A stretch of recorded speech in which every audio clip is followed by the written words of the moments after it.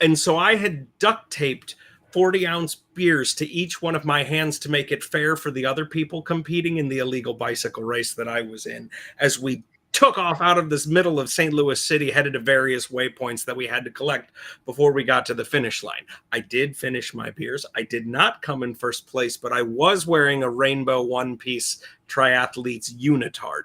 Anyway, at this after party, I was standing next to, yes, a fixed gear bike, yes, in a Technicolor unitard, yes, I may have been holding a PBR, and maybe the strap on one side of my unitard was down and a photo was taken of me. And that's how my nipple became a celebrity in the comedy book, Look at This Effing Hipster, available on Amazon.com and at Barnes & Noble. TJ, we went live. We did? We went live. You guys get me at the most ridiculous moments, I tell you what. But your nipple is famous, and welcome It is. It's in a book. I don't want to see this nipple now. Get the book. Welcome to episode 125 of Sawdust Talk. I am one of your hosts. My name is Jessie of Building Jessie. Down below me here is TJ of TJT Workshop.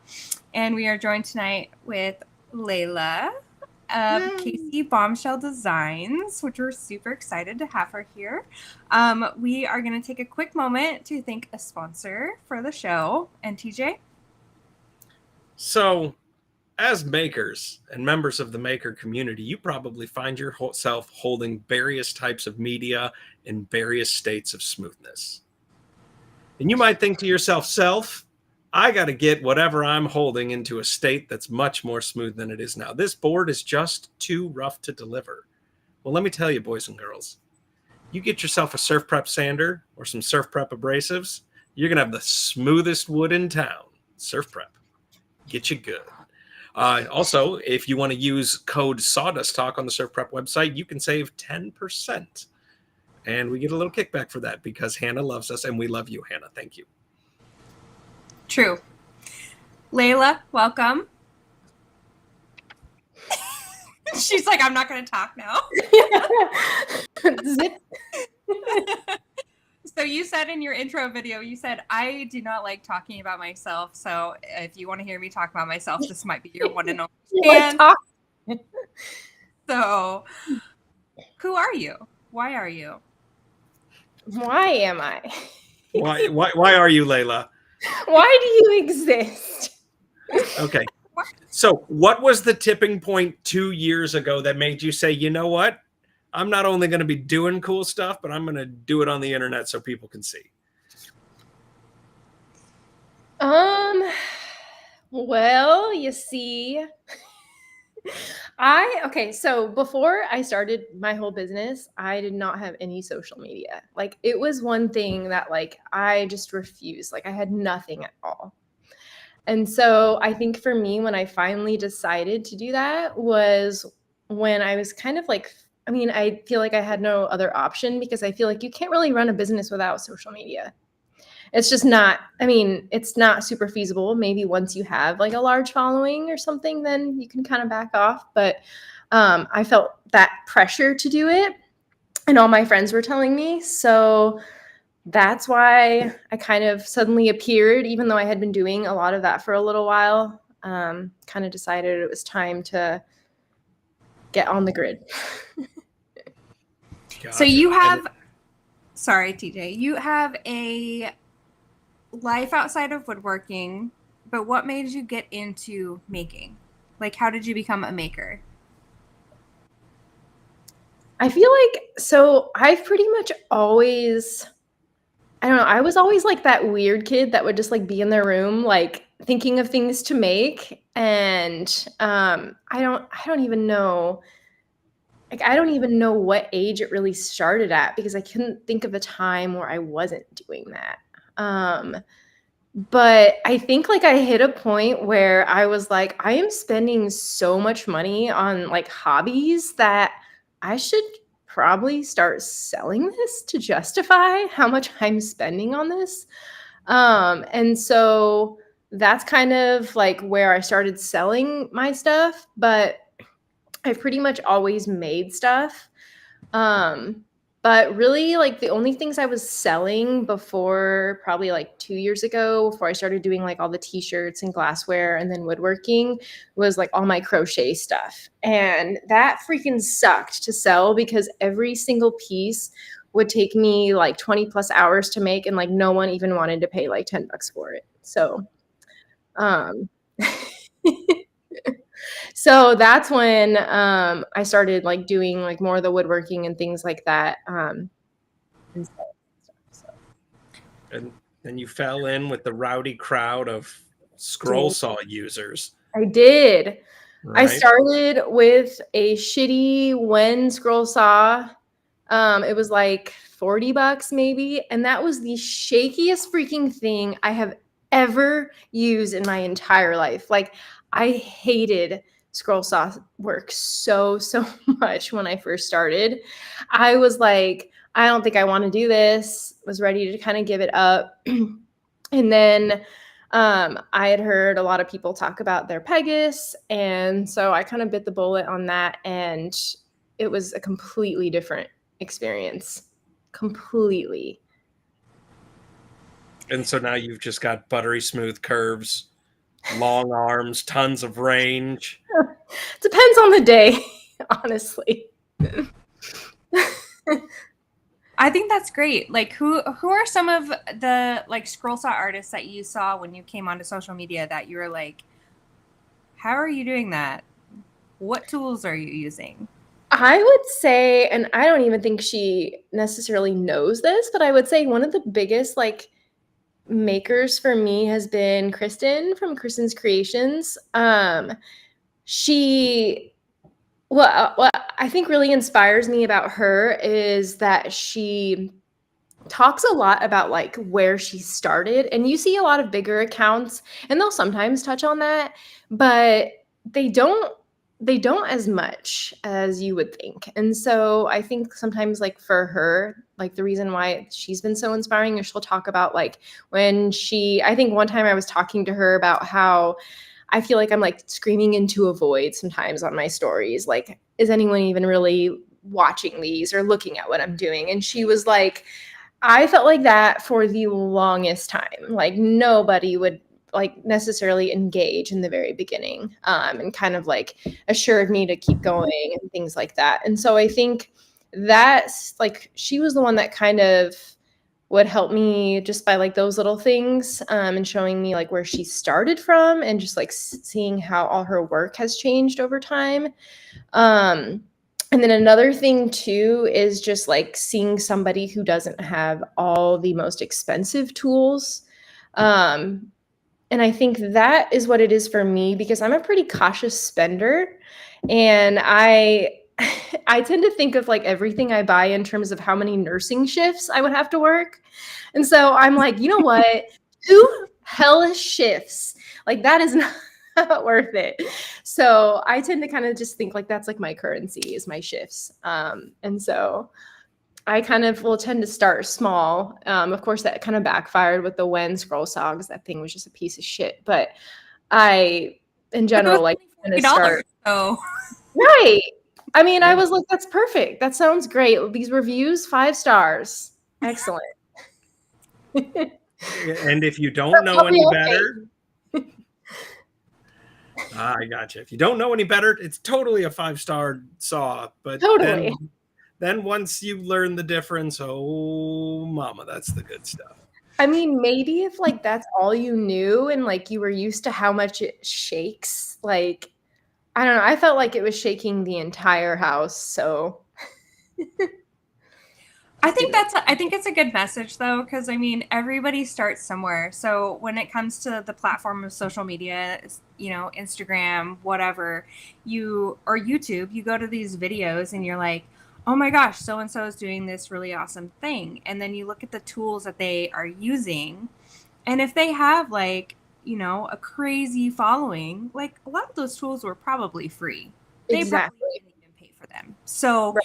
Really hard for somebody coming into the maker community to, like you're saying, with Kristen, is it right? Kristen, Mm-hmm. is to share like, no, this is where I started. It wasn't great, but I've worked my way up to get to where I am now. And Right. I think that's important for people to see. Yeah. And especially like as you get bigger, like still using those things and putting out good work and showing people that it's not really the tool, it's like your skill and what you've learned. I think that's huge. And I was kind of thinking about this the other day. I've really always been fascinated with woodworking. I love working with my hands. And so like there's so many things about woodworking that like make sense for me. And I used to like watch YouTube videos all the time. And that was before I didn't even know how to like use a drill barely at the time. But I think just like that fact that all the videos that I like that would pop up on YouTube were people using just these super expensive things. And I think that might have been partly like what discouraged me initially was like, well, I can't just outright buy that. Cause like, what if you don't like it? That's a huge investment. Mm-hmm. And while I don't mind a little bit of an investment to kind of see if I like something, it just seems like everybody had those. But then to like stumble across an account that didn't really necessarily have all the best things, I think that's pretty big. So, Yeah. I agree. so that's kind of how I got into it. And I mean, I've slowly, increased the things that I guess, upgraded them, but it's not a necessity. So it's more just like, well, I can do this now. So I absolutely adore the subject matter of your scroll work. I think it is delightfully nerdy and filled with pop culture fun. And is this a reflection of you or like your running crew? Like, do you have people that are like, yo, I'm gonna need a Coraline piece. I'm gonna need this.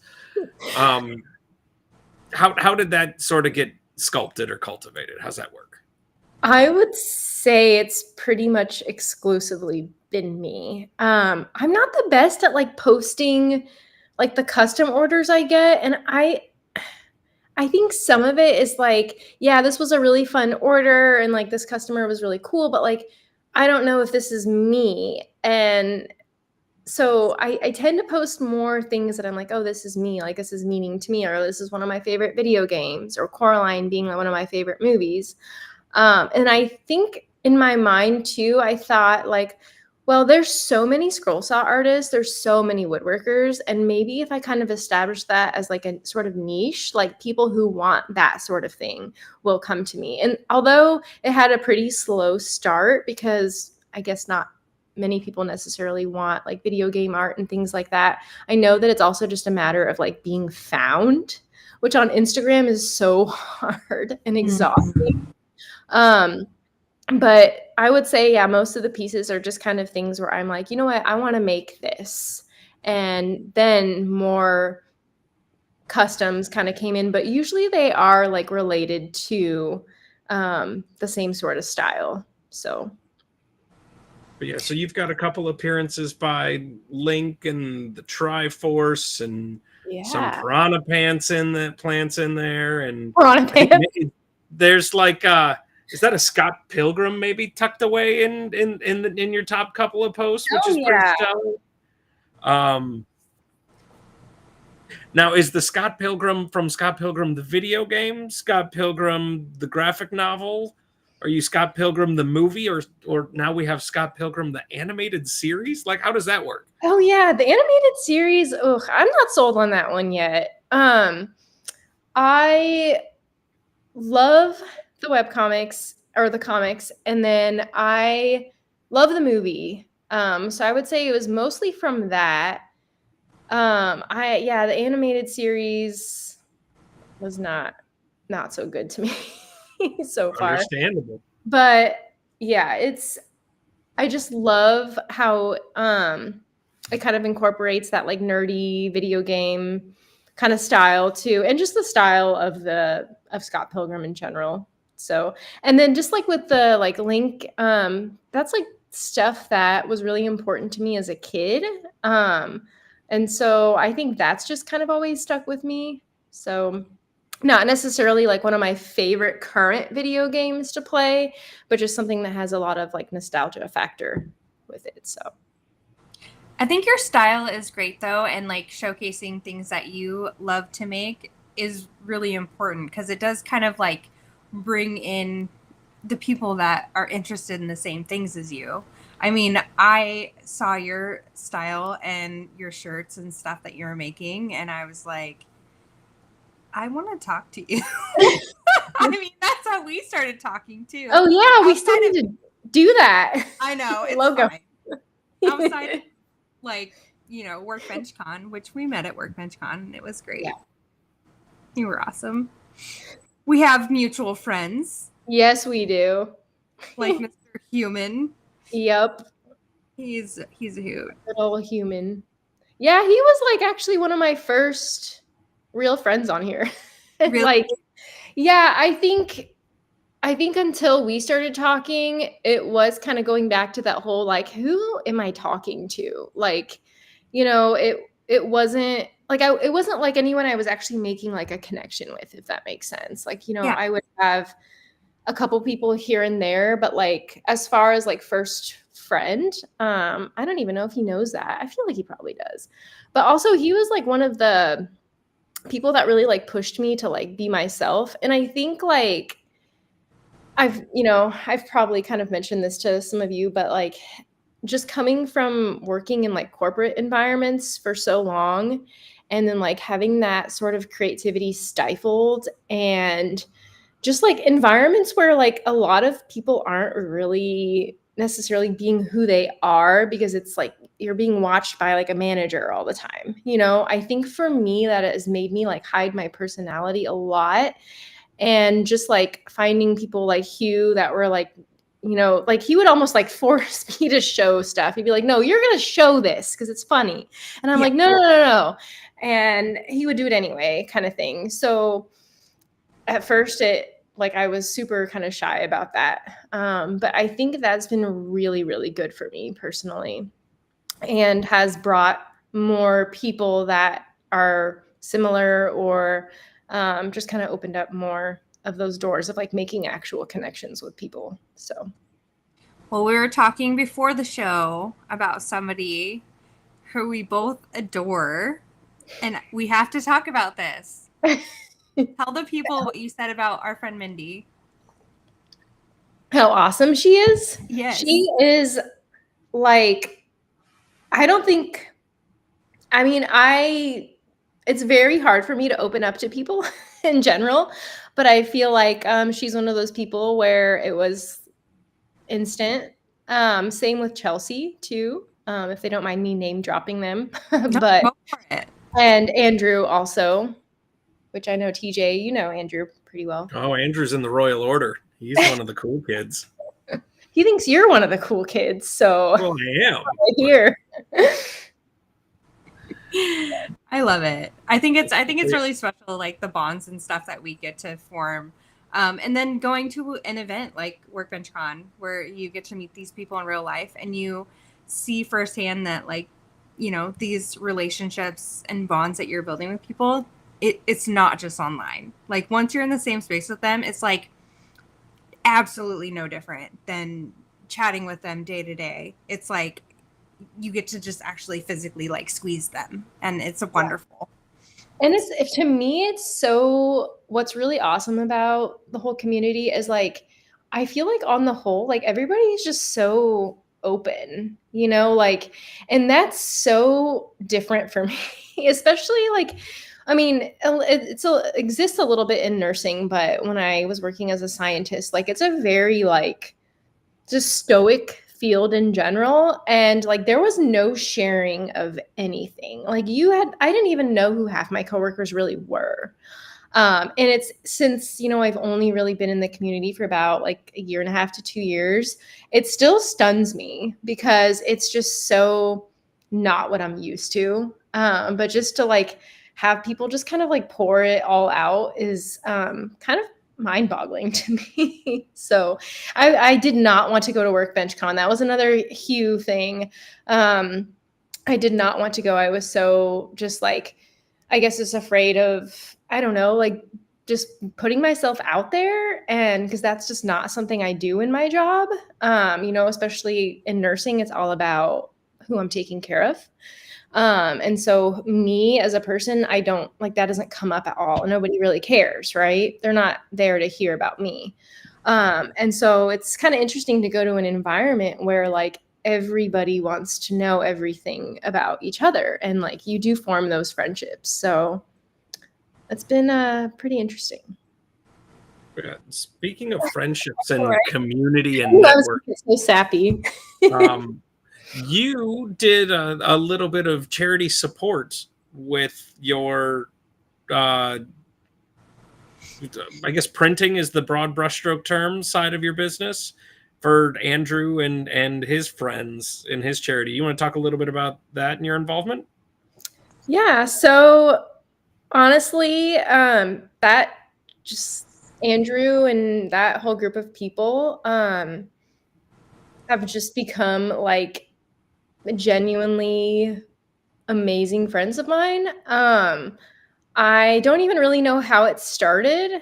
I just I just know that I was just like so blown away by like how quickly they kind of just like, I don't know, took me in kind of thing. Like that's not the right word, but just, I don't know, just the way they supported me. And like sometimes they're more hyped about things that I'm working on than I am. Like I'll be like working on something and I'm like excited about it, but like I've never really just had like those hype friends when it comes to like my craft. Like I've had people be like, "Oh yeah, that's really cool. Like that's awesome." Other than my husband though, most people were like, "Yeah, that's cool. Okay."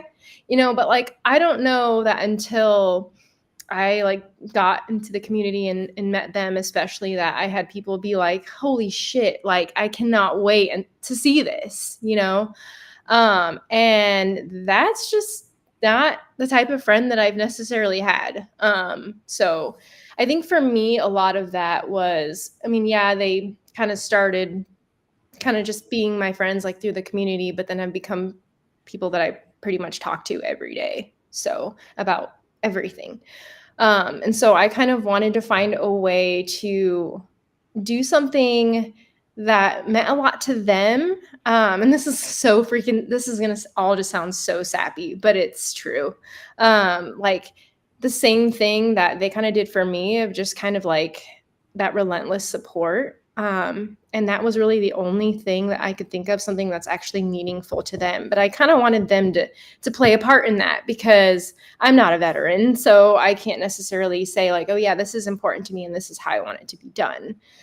So we worked together on the designs, but they actually mostly just worked together really well to put things together. And I just printed it for them and sent it to people, so they didn't have to worry about any of that. And it was pretty crazy, the amount of people that also love them and want to support them. Like, I mean, I think I woke up to like maybe 20 plus orders or something within just like a couple of days, and it was wild. So it was just a really neat thing to just like see how much the community supports each other. And I think the reason why I'm like, I keep bringing this up, and I know it sounds like so cheesy, is before I actually started woodworking, my business was mostly just like the retail stuff and shirts and glassware and things like that. That community, and I feel like I can safely say this because it's probably going to be mostly woodworkers watching this, was just a toxic mess. Like, I mean, you would maybe hop on like someone's Instagram account and be like, "That's really cool. What machine are you using to print your glassware or your shirts?" And you would just you would get blocked. You would get the rudest responses. And it just blew my mind. And I was like not ready for that. And that's actually a large part of why I kind of ditched, well, I mean, I didn't necessarily ditch it, because I obviously still do that, but I'm not as much like in that community as I am the woodworking part. And it definitely put a bad taste in my mouth, because you go like comment on someone's page now or DM them, and 95% of the time somebody's going to help you or tell you what they're using. Like no one's going to be like, "I can't tell you what CNC machine I'm using. Why would I do that?" Like, I mean, what the fuck? No, they'll just be like, "Use my code." Yeah, exactly. That's as bad as it gets. Right. Yeah. No, I think that's one of the things about the maker or the craftsfolk community that still astounds me. There's a TV show, and I think it's on PBS or Discovery. It's called like The Craftsman. It's about this guy named Eric who runs Blue Ox Millworks. They have an Instagram page that like doesn't have a ton of traffic, but that also means that you can like DM somebody who's been doing everything for decades Yeah. and get responses in like a day or two, or just like, send them a message that was like, hey, I saw this episode where I turn on a lathe and they did like this giant finial for the top of like this turret on a house out there in, I think it's like Glendale or something. And it was one of those things that, like, it's cool seeing other people turn big stuff and kind of document the process. And like, you can reach out to people that are more or less celebrities. Yeah. And they will message you back. Like Donald Glover still hasn't gotten back to me about the pen that I'm trying to make for him, which I'll wear him down like Steve Urkel. I don't care. It hasn't. I'm gonna need the follow up on that. That's awesome. But yeah, no, every once in a while I like to send celebrities messages that are eloquent and well written that basically says, look, I want to become pen pals with you. And I mean that I want to make you a beautiful pen and then mail it to you. Enjoy your pen. And it has been met with limited success up until this point. But if you don't ask, you'll never know. And frankly, getting no response or a no for a response is one less thing that I have to think about that week. So like, that's cool. Yeah, totally. Yeah, the community is just like so willing to share. I mean, I'm sure there's occasionally somebody who might not want to, and that's fine. Maybe there's some proprietary thing, but I don't know. I think that's kind of part of the fun. And like, even if you're sharing stuff, it's not like somebody's going to just be able to go recreate your stuff exactly. And so that's kind of the thing, just like being willing to like share and just do that. Like, it's not like, I don't know. I've always had an issue with this whole like piece of the pie mentality where like there's a fixed pie and like, there's only a certain amount to go around. Especially like my first career when I worked as a scientist, like that was so much like, it was a really like dog eat dog environment. Especially like when it came to like promotions and things like that. And I just think that like, it's not that way in the community. There's enough people to go around. There's enough customers to go around. Everyone's work is so different. Even if I tell you exactly how I do something, you're not going to be able to make exactly what I make. So I always just found that kind of interesting, but I think that's kind of what really made me get more into like the woodworking side of things, is honestly just seeing how different the community was and how like disheartening the other side of my business kind of was. Yeah, I think there can be like a negative side to anything. I mean, as great as the maker community is, like there's some, sour apples around. Not everybody's going to respond to you, but yeah, definitely find your people. I mean, I have multiple friends that if I'm having an issue on the laser and I'm like, I don't understand why I'm having this problem, I can literally call them on the phone and be like, hey, and they'll be like, oh, did you check this? And I'll be like, oh, duh, Yeah. And it's such a simple thing. And it's those little things too. Like, I know when I first got my CNC, I mean, I didn't know shit about CNCs, honestly.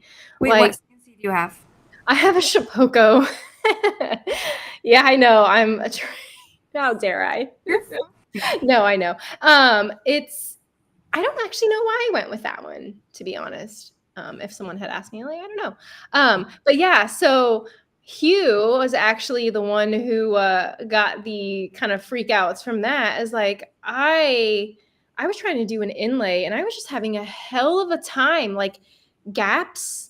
Like I was getting these gaps, or it was too tight, and like I couldn't put glue in there. And I'm like, okay, I don't know. I'm not really sure what to do. He literally took what I was doing and like put it on his computer and recorded like a whole ass video of himself doing it and like how exactly he does it step by step. I think he made like a YouTube video for me that night or something. And I was like just blown away because I don't know. I don't feel like a lot of people do that. I mean, I guess maybe they do in this community, but yeah, it was just really cool to see. So yeah, I feel like that whole thing is there, and like you can just tell someone, hey, I don't know how to do this, and people are just like so willing to help. So I love that. cool.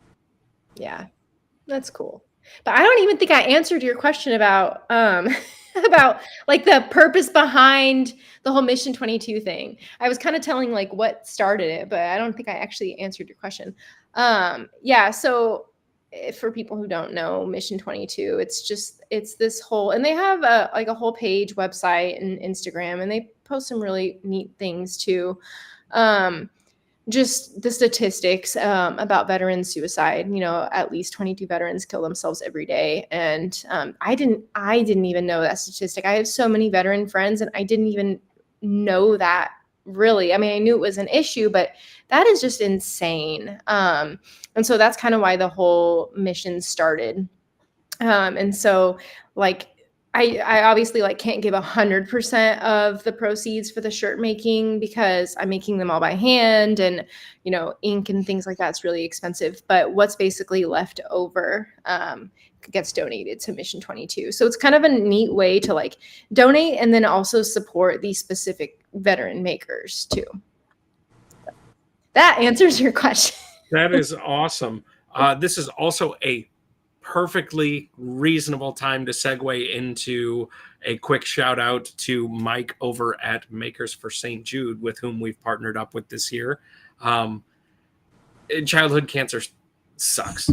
There is very, very few scenarios where finding out that that's going to be a part of your life is enjoyable.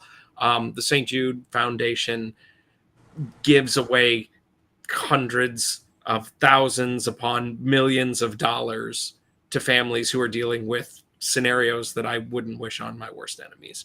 And Mike over at Woodworker versus Cancer has put together a group fundraiser for the St. Jude Children's Charity called Makers for St. Jude. And we're going to brag one more time about how at the beginning of this year, we set a goal of $20,000 to raise for St. Jude, which was double of what we raised the year prior. And I use we pretty loosely. Mike's doing a whole lot of the heavy lifting, but we like to brag about our involvement on this. But it has been increased for 2024, and we are going to try to raise $35,000 for St. Jude Children's Charity through Makers for St. Jude. And so this is just another example of so many people from so many different parts of the maker community getting together for the purpose of not only having a good reason to make something in your shop, but to like give it away and to feed a great cause. And it's just wonderful. And we love being a part of that. And we love you, Mike. So I hope you're tuning in this week. But yeah, Makers for St. Jude is our Sawdust Talk charity. And we love those guys. So we're going to slowly start strong arming you, Layla, into coming on board. And I don't care if you do a scroll saw mural of Pharrell farting on a snare drum. Like, I don't care. Your participation would make that's elaborate. Like, so happy. Okay. That was very specific. Yeah, like I feel like you had like a dream about that last night, and you were like, "Yeah." What I do in my personal time is none of your business. I don't know. Now I think I need to hear. There you go. Yeah. No. Okay. Fine. Do a scroll mural of Bruce Lee and Elvis Presley arm wrestling. Like, you know, just whatever, and make it look like it's black velvet, and then I'll buy it. Your brain. I need to borrow it. Yeah. We'll have a lot of fun. But yeah. So sorry for derailing the charity conversation, but we did need to mention Mike, and I forgot to do it at the beginning of the show because I was freestyling about Surf Pro. So what's on the horizon? What kind of a project do you think you're going to stick your hands upon and shove into a scroll saw next? So I have a custom from one of my really good vet buddies. He's a Navy vet. I guess I won't drop his name because I don't know if he wants me to, but it's like a burn the ships piece in a flash tattoo style. So that's something that was meaningful to him personally. So that's going to be my next thing in between nursing shifts. And then do I have it back here? Oh yeah, it's a big one. Ooh, sneak peeks. Choose. Sneak peeks. Okay, so can I squeeze through here? Can I? Yeah. For those of you who can't see, she just walked off to go grab a gigantic piece that she's working on. This might be the biggest. Oh, can you even see it? You might not be able Yes. Yeah. Oh, Okay. awesome. It's a skull and a snake. It's a snake skull. Dude, I literally was just talking shit about teeth in my last piece and how I'm never going to do it again. And this is a whole ass like set of teeth right here. That's teeth upon teeth with snake teeth. They're like big teeth. So hopefully they won't like get sucked up in my shop vac like the other teeth do. Oh, that's super rad. I think this will max out my scroll saw. I do have the 30-inch one, but I think it'll still be like, I don't know. It'll be interesting. It'll be a first time huge piece. So that's just something I want to do for fun that I just like drew out a couple weeks ago. But obviously paying customers kind of come first. So Layla, did you see what Ash at Willow Wash did for her vac? She like put like you gotta go look. It's like a mesh or something, and she basically like put a mesh piece like over the top of her vacuum, which is like, so she had it in her lap, had this mesh piece on top of it. So while she was shaping and sanding, it couldn't get sucked. It's a filter. That is genius. You should check it out. That is so smart. Why didn't I think of that? Yeah, they make those for pool skimmers. Yeah.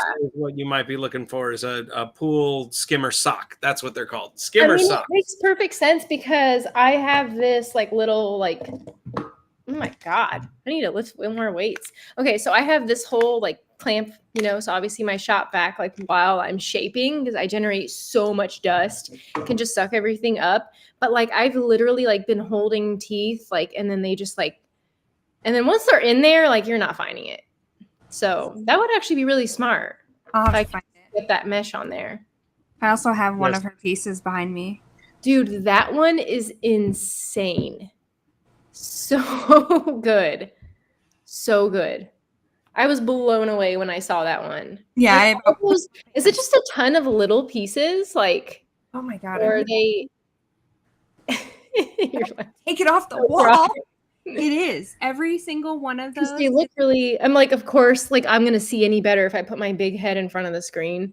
But like the detail is like, there's like. That's insane. Like, it's crazy. That is so freaking good. And I didn't even win it. Robert won it. So he comes home and he's like, guess what? And I'm like, what? He's like, you haven't been on Instagram, have you? And I was like, no. And he's like, watch this. And I was like, because I remember seeing on your stories that you wanted it, and then the next thing I know, you had it, and I was like, did I miss something? Well, I put in for it, but he knew that I was obsessed with it, so he put in for it too. So, aww. But this piece, it's so good. I want to know how long that took her. What did she say? It's like 170 pieces or something, and I think it was.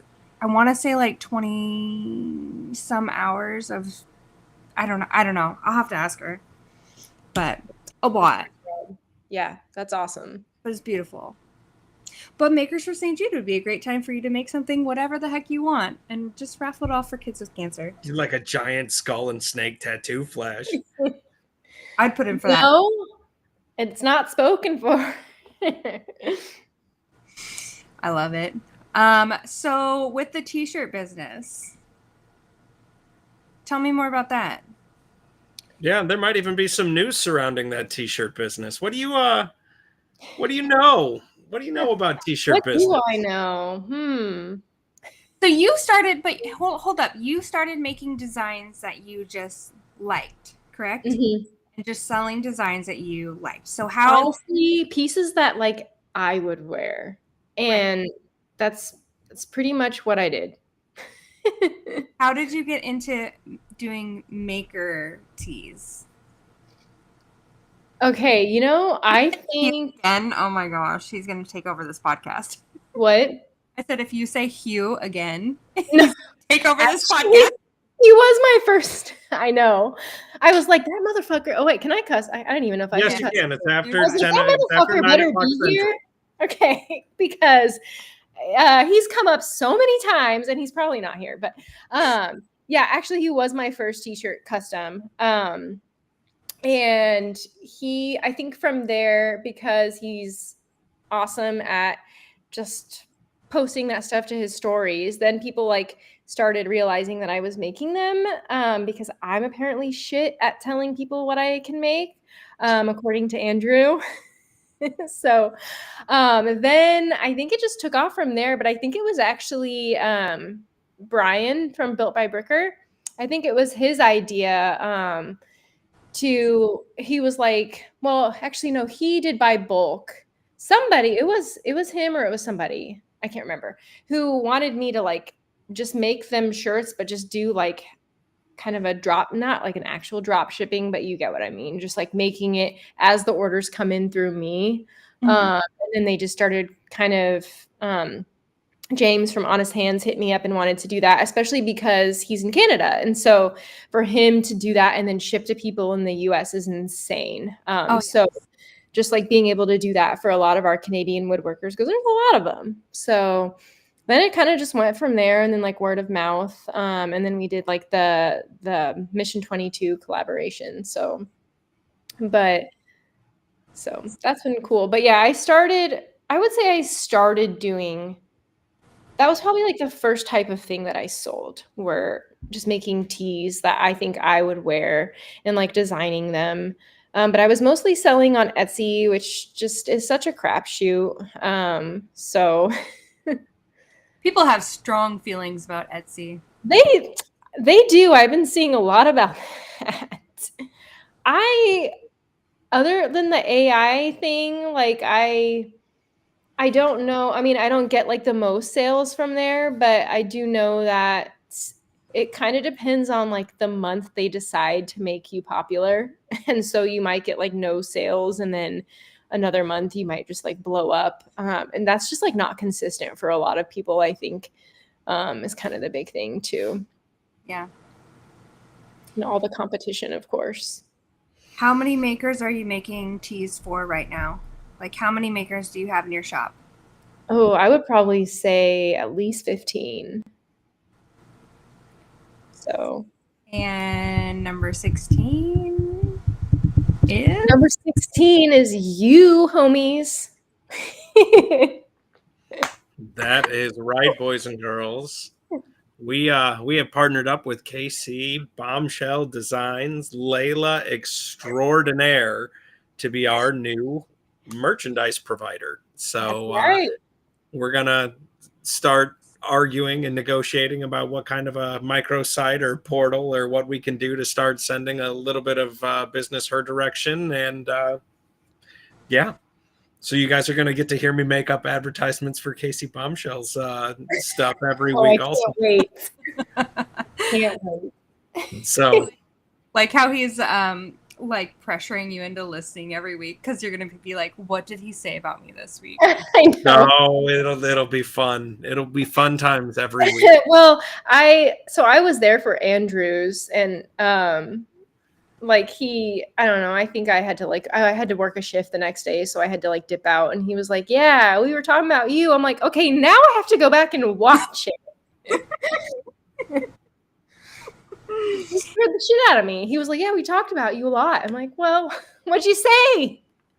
I love So you're awesome. You're a rock star, and Tell me what you said. We've been plotting and scheming for at least 2 months to make this happen. So it'll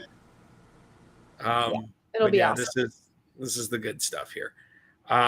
Okay, so the time is now 9 11:54 p.m. Central Time. And that means that we've got a little bit of a sponsor roundup to do. Then I guess we'll start with our Surf Prep Sanders. Did you, listeners, have any idea that there was such a thing as a fantastic sander? Not just good, not just great, but fantastic sander. And the best place to look for those kinds of fantastic sanders are at Surf Prep, made in America. Awesome. Get one. For all also, your nooks and crannies.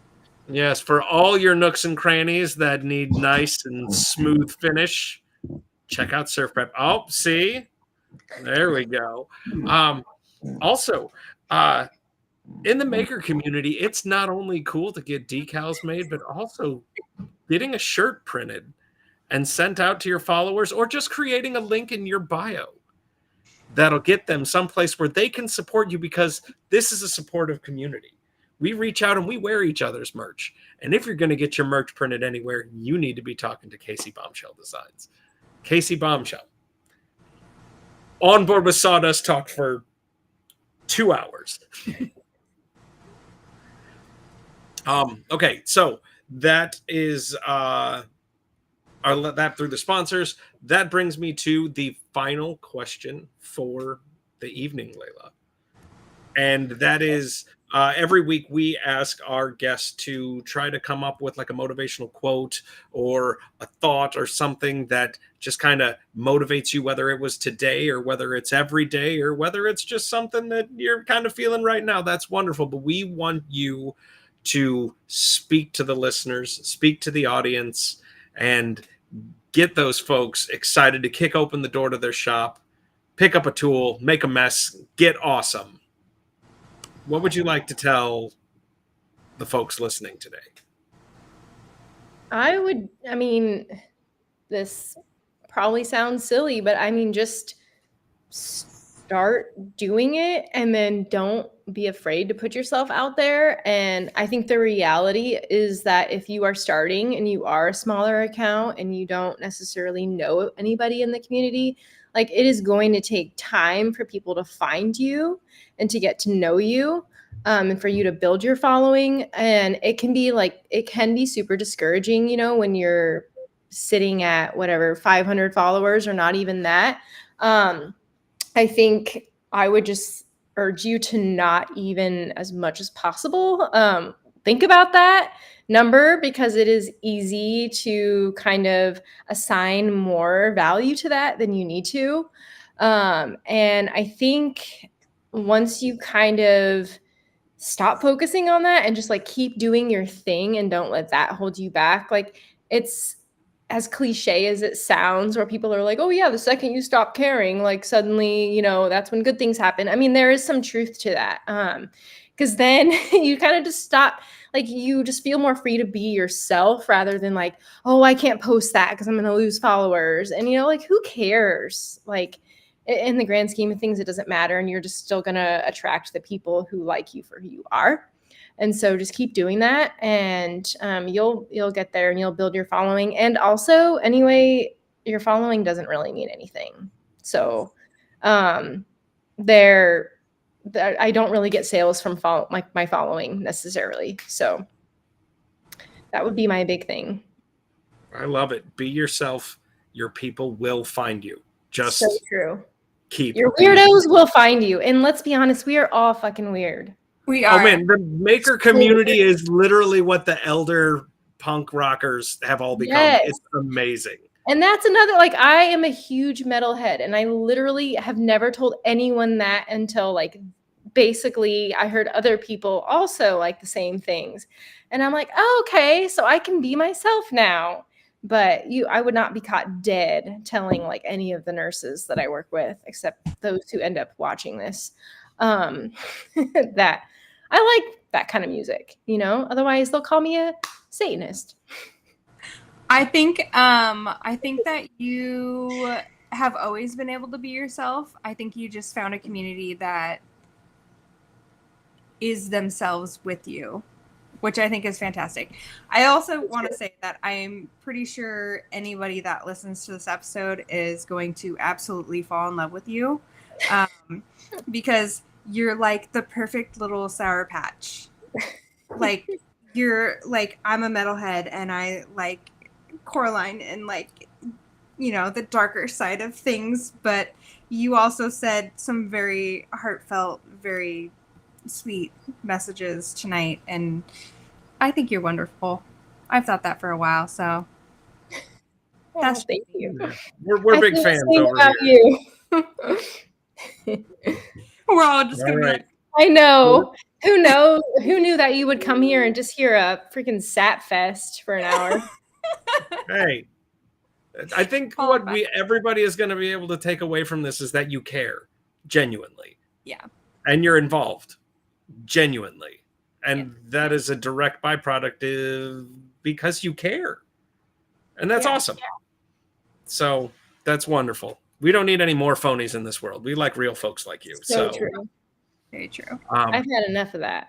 The time is now 10 p.m., boys and girls. And so that means that we are going to wrap this episode up. Thank you so much for sticking it out to the end of the episode. Thank you to Layla. I'm TJ with TJT Workshop. That's Jesse with Building Jesse. We will see you all next week. Same bat time, same bat channel. Bye. Thank you guys for having